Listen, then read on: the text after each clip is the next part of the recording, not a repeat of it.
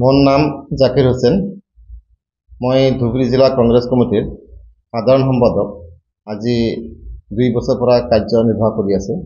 ইয়াৰ আগতে নাৰায়লগাঁও ব্লক কংগ্ৰেছৰ সম্পাদক আছিলোঁ।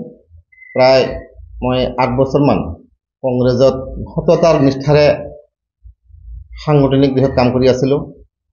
কিন্তু বৰ দুখ আৰু পৰিতাপৰ বিষয় যে আজি এই কংগ্ৰেছ দলটো সততা আৰু নিষ্ঠাবানভাৱে কাম কৰি থকাৰ কোনো মূল্য নাই। যেতিয়া আমাৰ ধুবুৰী জিলাত ৰকিবুল হুছেইন ডাঙৰীয়া সাংসদ হিচাপে নিৰ্বাচিত হয়, সেই সময়ৰ পৰা আমাৰ ধুবুৰী জিলাৰ কংগ্ৰেছ কমিটিৰ মূল সভাপতিজন আছে, তেখেত আৰু ৰকিবুল হুছেইনে তেখেতসকলৰ ব্যক্তিগত আৰু তেখেতসকলৰ যিটো সু আদৰ্শ সেইখিনি আমি ভাষাত প্ৰকাশ কৰিব নোৱাৰোঁ।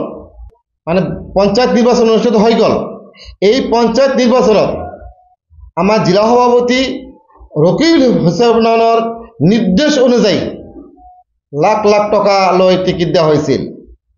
এজন কংগ্ৰেছৰ প্ৰাৰ্থীক টিকিট দিছিল, কিন্তু সেই টিকিট দিয়া ব্যক্তিজনক, সেই প্ৰাৰ্থীজনক প্ৰথমতে পংগু কৰি দিছিল। 10 লাখ 12 লাখ 20 লাখকৈ টকা লৈ তেওঁলোকে টিকিট দিছিল।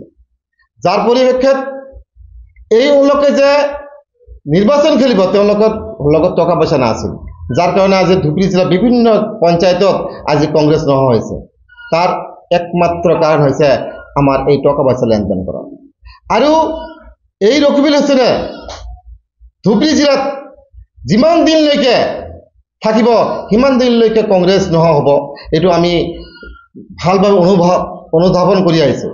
যাৰ পৰিপ্ৰেক্ষিতত আজি মই ধুবুৰী জিলা কংগ্ৰেছ কমিটিৰ সাধাৰণ সম্পাদক, মোৰ লগত থকা মোৰ সতীৰ্থসকলক লৈ আজি কংগ্ৰেছ দল আপোনালোকৰ চেনেলৰ জৰিয়তে মই আনুষ্ঠানিকভাৱে ত্যাগ কৰিলোঁ।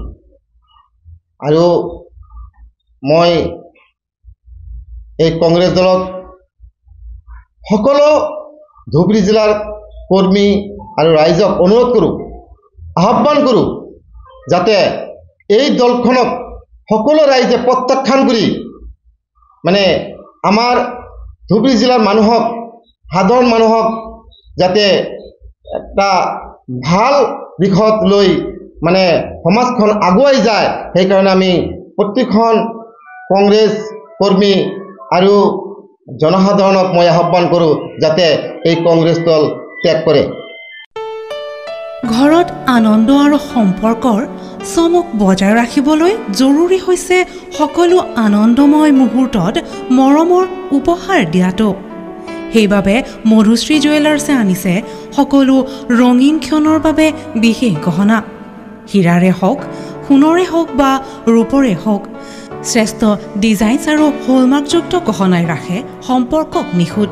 তেনেহ'লে আজিয়ে আনক আনন্দ মধুশ্ৰী জুৱেলাৰ্ছৰ সৈতে। যোগাযোগ কৰক 7028000341 নাইবা ভিজিট কৰক LNB ৰোড, নলবাৰী, অসম।